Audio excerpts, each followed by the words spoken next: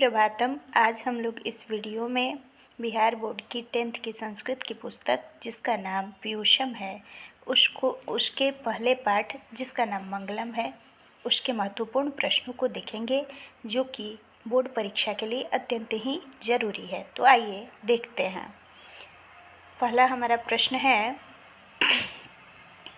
मंगलम का पर्यायवाची शब्द क्या होगा। पाठ का नाम है मंगलम, उसका पर्यायवाची शब्द क्या क्या आएगा पूछेगा परीक्षा में, तो क्या क्या लिख सकते हैं। शुभम, कल्याणम और भद्रम। यानी मंगलम शब्द का अगर पर्यायवाची पूछा जाए तो ऑप्शन में शुभम, कल्याणम और भद्रम में से कोई भी दिया हो तो आप सही का निशान लगा सकते हैं। दूसरा हमारा प्रश्न है, मंगलम पाठ कहाँ से लिया गया है। तो यह पाठ उपनिषद से लिया गया है। उपनिषद में कौन सा उपसर्ग है। तो उप और नी दोनों उपसर्ग हैं। उपनिषदों की संख्या कितनी है। तो उपनिषदों की संख्या 108 है। ये सारे प्रश्न परीक्षा के लिए बहुत ही महत्वपूर्ण है। बोर्ड की परीक्षा में कई बार पूछे गए हैं, इसलिए इसको ध्यान से देखिए और हो सके तो अपने कॉपी में नोट भी कीजिए। उपनिषद में उप का अर्थ है के समीप और निषद का अर्थ है गुरु। इस तरह उपनिषद का अर्थ गुरु के समीप बैठकर ज्ञान प्राप्त करना होता है। आइए हम अगला प्रश्न देखते हैं। अगला हमारा प्रश्न है, वेदों की संख्या कितनी है। तो वेदों की संख्या 4 है, वेदांगों की संख्या 6 है, पुराणों की संख्या 18 है।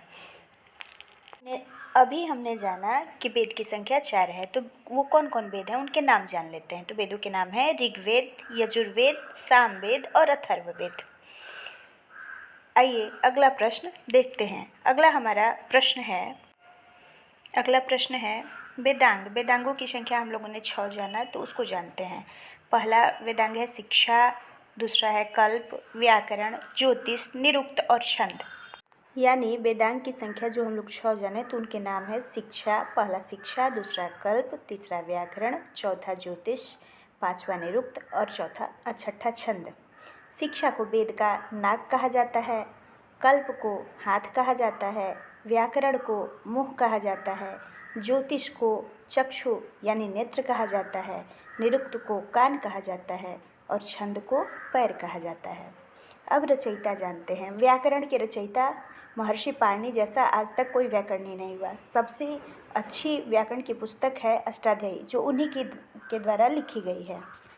तो अगर आपसे परीक्षा में महान व्याकरणी यानी सबसे महान व्याकरण के ज्ञाता का नाम पूछा जाए तो आप पाणिनि लिखिएगा, और उनकी पुस्तक का नाम पूछा जाए तो अष्टाध्यायी लिखिएगा। और ज्योतिष के रचयिता लगध हैं, लगध को माना जाता है। और निरुक्त के रचयिता यास्क हैं और छंद के रचयिता पिंगल हैं। इन सारी बातों को आप याद रखिएगा। आइए हम लोग अगला प्रश्न देखते हैं। अगला हमारा जो प्रश्न है वह है, अगला प्रश्न है, वेद को श्रुति भी कहा जाता है। आपसे पूछा जाए कि वेद का दूसरा नाम क्या है तो श्रुति बता सकते हैं। वेद शब्द किस धातु से मिलकर बना है। तो विद धातु से। और विद का अर्थ क्या होता है। तो जानना अर्थ होता है। इस तरह आपने जाना कि वेद को श्रुति भी कहा जाता है और वेद शब्द विद धातु से मिलकर बना है जिसका अर्थ होता है जानना। वेद का अर्थ क्या होता है। तो वेद का अर्थ सिंपल अर्थ ज्ञान होता है। वेद के रचयिता कौन है। वेद को लिखा किसने, वेद की रचना किसने की। तो महर्षि वेदव्यास। आइए वेदों के बारे में और कुछ प्रश्न हम लोग जानते हैं। अगला प्रश्न है, सबसे पुराना वेद यानी सबसे प्राचीनतम वेद किसे कहा गया। तो ऋग्वेद को।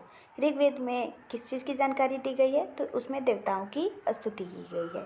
यजुर्वेद में यज्ञ, पूजा, अनुष्ठान आदि कर्मों की विधि बताई गई है। सामवेद से हमें संगीत का ज्ञान प्राप्त हुआ। अथर्ववेद में जादू टोना और अंधविश्वास के बारे में चर्चा की गई। अथर्ववेद को लौकिक वेद भी कहते हैं। तो ये आज की महत्वपूर्ण जानकारी थी जो कि बोर्ड की परीक्षा के लिए अत्यंत महत्वपूर्ण है।